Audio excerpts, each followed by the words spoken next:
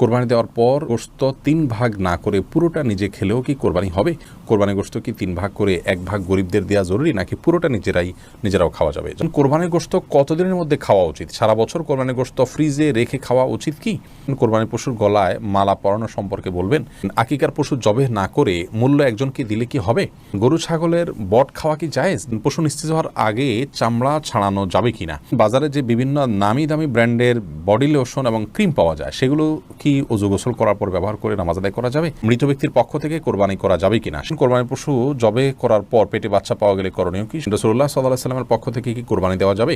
হুজুর, গরুকে জবাই করার সময় নাম নেওয়া আবশ্যক নাকি? তামান্না আফরোজ জানতে চেয়েছেন, রাসূলুল্লাহ সাল্লাল্লাহু আলাইহি ওয়াসাল্লামের পক্ষ থেকে কি কোরবানি দেওয়া যাবে? রাসূলুল্লাহ সাল্লাল্লাহু আলাইহি ওয়াসাল্লামের পক্ষ থেকে কোরবানি দেওয়া যাবে, যেমনটি আলী রাদিয়াল্লাহু তাআলা আনহু দিতেন। বাইহাকী সহ বিভিন্ন হাদিসের কিতাবে বর্ণিত হয়েছে যে নবী করিম সাল্লাল্লাহু আলাইহি ওয়াসাল্লামের ওফাতের পর তিনি কোরবানি দিতেন এবং তিনি বলেছেন যে নবী সাল্লাল্লাহু আলাইহি ওয়াসাল্লাম আমাকে ওসিয়ত করেছেন, অতএব তার পক্ষ থেকে কোরবানি দেওয়া যাবে। সামিয়া ফেরদৌস জানতে চেয়েছেন, তাহাজ্জুদ নামাজ কি ঘর অন্ধকার করে পড়তে হবে? এর কোনো ভিত্তি আছে কি? তাহাজ্জুদের নামাজ এটা আমরা ঘর অন্ধকার করে লাইট বন্ধ করে পড়তে হবে, এর কোনো ভিত্তি নেই। বরং সেটা আপনার যেভাবে সেভাবে আদায় করতে পারেন। আপনার মনোযোগের জন্য আপনি যদি আলো আধার করে নিতে পারেন, ডিম আলো করে নিতে চান, তো সেটি করতে পারেন, কোনো অসুবিধা নেই। তবে অন্ধকারেই পড়তে হবে এমন কোনো বাধ্যবাধকতা বা নিয়ম নেই। ফাতেমা খাতুন জানতে চেয়েছেন, জিলহজ মাসের চাঁদ দেখার পর গরুর মাংস বা মুরগি খাওয়া যাবে না, এটা কি সত্য কথা? না, এটি সম্পূর্ণ ভুয়া এবং ভিত্তিহীন কথা, কুসংস্কারাচ্ছন্ন কথা। জিলহজ মাসের চাঁদ দেখা যাওয়ার সাথে আপনার গোশত খাওয়ার কোনো সম্পর্ক নেই। কেউ যদি মনে করেন যে আমি কোরবানি গোশতর আগে আর গোশত খাবো না, তাতে করে কোরবানি গোশতের প্রতি আমার আকর্ষণ তৈরি হবে, আল্লাহ রাব্বুল আলামিনের মেহমানদারি সেটাকে আমি খুব আগ্রহ ভরে অ্যাকসেপ্ট করব, সেটি তার ব্যাপার। কিন্তু জিলহজ মাসের চাঁদ দেখা গেলে আর কোনো গোশত খাওয়া যাবে না, এটি সম্পূর্ণ ভিত্তিহীন কথা। সাইদুল ইসলাম জানতে চেয়েছেন, আকিকার পশু জবেহ না করে মূল্য একজনকে দিলে কি হবে? না, আকিকার পশু, কোরবানি পশু এগুলো জবে ছাড়া মূল্য পরিশোধ করলে হবে না, কারণ এখানে জবে করাটা উদ্দেশ্য এবং এটাই মূল। অতএব যদি নগদ অর্থ দিলে হতো, তাহলে সেক্ষেত্রে পশু কোরবানি বা পশু জবের কথা বলা হতো না। শরীয়ত যেটাকে যেভাবে করতে বলেছে সেটাকে সেভাবে করার মধ্যেই কল্যাণ রয়েছে। ডক্টর আপনাকে ওষুধ সেবন করতে বলেছে, আপনি ওষুধ সেবন না করে সে টাকাটা গরিব দুঃখীকে দান করে দিলেন, তাহলে তো আপনার রোগ নিরাময় আপনি এর মাধ্যমে আশা করতে পারেন না। আপনি তো ওষুধ সেবন করার চাইতে আরও উত্তম কাজ করলেন। অতএব যে কাজের জন্য যেটি করতে হবে সেটি আমাদের করতে হবে, অন্য কোনো পদ্ধতিতে গেলে সেটি আদায় হবে না। মাথা বামা জানতে চেয়েছেন, কোরবানির পশু জবে করার পর পেটে বাচ্চা পাওয়া গেলে করণীয় কি? শরীয়ত অনুযায়ী নিয়ম হলো সে বাচ্চাকেও জবে করে দেওয়া, যদি আপনার খেতে ইচ্ছা না করে না খেলেন। যেসব নারীর সন্তান প্রসবের 40 দিনের পরেও রক্ত প্রবাহ বন্ধ না হয়, তারা কিভাবে বাদবন্দি করবেন? 40 দিন পার হওয়ার পরেও যদি রক্ত প্রবাহ বন্ধ না হয়, নেফাস বন্ধ না হয়, তাহলে সেক্ষেত্রে তারা সম্পূর্ণ স্বাভাবিকভাবে সকলে বাদবন্দিকে সম্পাদন করতে পারবেন। সেখানে কোনো আজকাল তো অনেক কিছু ব্যবস্থা রয়েছে যাতে করে ব্লাড যেখানে সেখানে না পড়ে, সে ব্যবস্থাপনা গ্রহণ করার পর তিনি বাদবন্দিকে স্বাভাবিক করতে পারবেন। 40 দিনের পরে আর তার ব্লিডিং হলেও তাকে নেফাসে আক্রান্ত বা এটাকে আপনার প্রসব পরবর্তী যে ব্লিডিং বলা হয়ে থাকে সেটির মধ্যে গণ্য করা হবে না।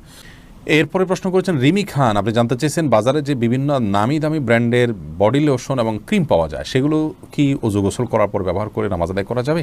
নামাজ হবে কিনা? জি, নামাজ হবে ইনশাআল্লাহ বিইذনিল্লাহ। আব্দুর রহমান জানতে চেয়েছেন, পশু নিস্তেজ হওয়ার আগে চামড়া ছাড়ানো যাবে কিনা? পশু নিস্তেজ হওয়ার আগে যদি চামড়া ছাড়ানো হয়, তাহলে এই কাজটি অন্যায় এবং অনুচিত কাজ, যেটা অনেক সময় কসাইরা করে থাকেন। একাধিক পশুর কাজ তারা ধরেছেন, সেজন্য তারা এটি করে থাকেন। আগে থেকে কসাইদের সাথে এই বিষয়গুলো নিয়ে বোঝাপড়া করে নেওয়া উচিত এবং কোনো অবস্থাতেই আপনার পশুকে এভাবে কষ্ট দেওয়া উচিত না। অকারণে পশুর প্রতি অমানবিক আচরণ করা ইসলাম শরীয়তের দৃষ্টিকোণ থেকে গুনাহের কথা। আল্লাহ রাব্বুল আলামিন প্রত্যেক পশুর প্রতি সব কিছুর প্রতি আমাদেরকে ইহসান করার নির্দেশ করেছেন। এমনকি যখন জবে করব, তিনি বলেছেন ওয়াইদা যাবাহতুম ফাহসিনু যিবহাতা, জবে করলে জবাকৃত পশুর প্রতিও তোমরা ইহসান করবে এবং ছুরিকে ভালো করে ধার দিয়ে নেবে, যাতে করে অহেতুক তাকে বেশি সময় ধরে পচাতে না হয়। সেখানে পশুর প্রাণ বাহির আগে থেকে চামড়া ছেলা শুরু করা, রগ কাটা, এগুলো অত্যন্ত গর্হিত কাজ, এটা অনেকেই করে থাকেন। আমরা যথাসম্ভব নিজের জায়গা থেকে সাবধান থাকবো ইনশাআল্লাহ বিইذনিল্লাহ। রোদেলা রিসান ভুঁইয়া, আপনি জানতেছেন, গরু ছাগলের বট খাওয়া কি জায়েজ? জি, এটা সম্পূর্ণ জায়েজ, তবে এটা যার যার রুচির ব্যাপার। কারোর যদি ভালো লাগে তিনি খাবেন, কারোর ভালো না লাগলে তিনি খাবেন না, একান্তই তার ব্যাপার। আপনি মোবারক জানতেছেন, হুজুর, গরুকে জবাই করার সময় নাম নেওয়া আবশ্যক নাকি? না, গরু জবাই করার সময় নাম নিতে হবে এরকম কোনো বাধ্যবাধকতা নেই। আমরা অনেকে মনে করি যে গরু জবাই করার সময় নামের তালিকা ধরে পাঠ করতে হয়, এটা কোনো আবশ্যক কিছু না। বিধায় এটাকে আমরা আবশ্যক মনে করব না। এটাকে আবশ্যক মনে করলে বরং সেটি সমস্যা হবে। তবে হ্যাঁ, জবাই করার আগে আমরা যাদের পক্ষ থেকে কোরবানি করছি তাদের কথা উল্লেখ করে যদি বলি, আল্লাহ এটা অমুক অমুক অমুক অমুক তাদের তরফ থেকে কবুল করুন। তাদের বাবার নাম উল্লেখ করতে পারেন, অমুকের ছেলে অমুক, অমুকের ছেলে অমুক, অমুকের মেয়ে অমুক, এভাবে বলতে পারেন। আর না হলে শুধু নাম বললে হবে যে অমুক অমুকের তরফ থেকে আল্লাহ তাআলা এই পশু আপনি কোরবানি হিসাবে কবুল করে নিন। এরপরে বিসমিল্লাহি আল্লাহু আকবার আল্লাহুম্মা মিনকা ওয়া লাক বলে আপনি জবাই করবেন। এটি করাটা মুস্তাহাব, নাম উল্লেখ করাটা, কিন্তু করতে হবে এমন কোনো বাধ্যবাধকতা নেই। না করলেও কোরবানি হয়ে যাবে। আল্লাহ তাআলা ভালো জানেন আপনাদের অন্তরে কি আছে, কারা কারা নিয়ত করেছেন। অতএব সেটি অসুবিধা হবে না। আরাফাত ইসলাম জানতে চেয়েছেন, মৃত ব্যক্তির পক্ষ থেকে কোরবানি করা যাবে কিনা, সেই গোশত বন্টনের পদ্ধতি কি? মৃত ব্যক্তির পক্ষ থেকে কোরবানি করা যাবে। যিনি কোরবানি করবেন তিনি তার নিজের গোশত যেভাবে ব্যবহার করেন এটাকে ঠিক একই ব্যবহার করবেন। আব্দুল নূর জানতে চেয়েছেন, কোরবানি পশুর গলায় মালা পরানো সম্পর্কে বলবেন। মালা পরিয়ে যদি নিজের জাহির করা হয় যে আমার কোরবানির পশু এটি, মানুষ জানবে, এবং অনেকে আপনার ফুলের মালা ডালা ইত্যাদি পরিয়ে থাকেন মানুষের দৃষ্টি আকর্ষণ করার জন্য, এই কাজগুলো অনুচিত, অন্যায় এবং নিজের নিয়তের বিশুদ্ধতা যেটি আছে তার পরিপন্থী কাজ, এগুলো করা উচিত নয়।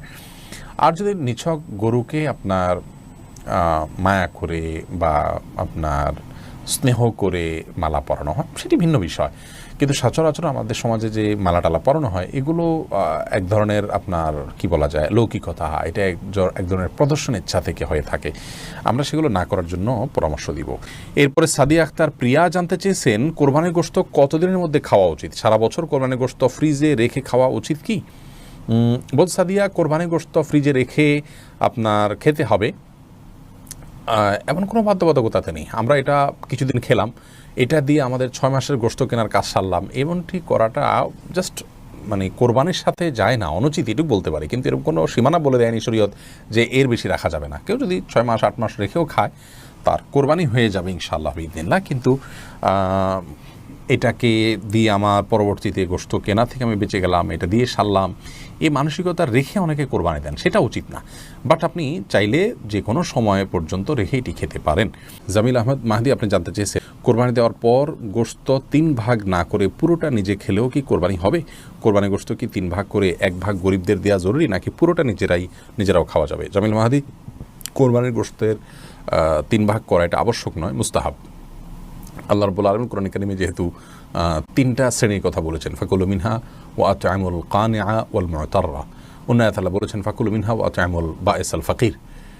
তো এই নির্দেশনাগুলো থেকে বোঝা যায় যে আল্লাহ রাব্বুল আলামিন 3টা শ্রেণীতে আমাদেরকে আপনার কোরবানি গোশতকে বন্টন করার জন্য নির্দেশনা দিয়েছেন, কিন্তু এটি কোনো আবশ্যিক নির্দেশ নয়। যার কারণে কেউ যদি এটাতে একটু হেরফের করেন, যেমন নিজে একটু বেশি রাখলেন, গরিবকে একটু কম দিলেন, অথবা গরিবকে একটু বেশি দিলেন, নিজে কম রাখলেন, অথবা সবগুলো গরিবকে দিয়ে দিলেন বা প্রতিবেশীকে দিয়ে দিলেন, তাতে কোরবানি হয়ে যাবে। একটু হেরফের করলেও কোরবানি হয়ে যাবে।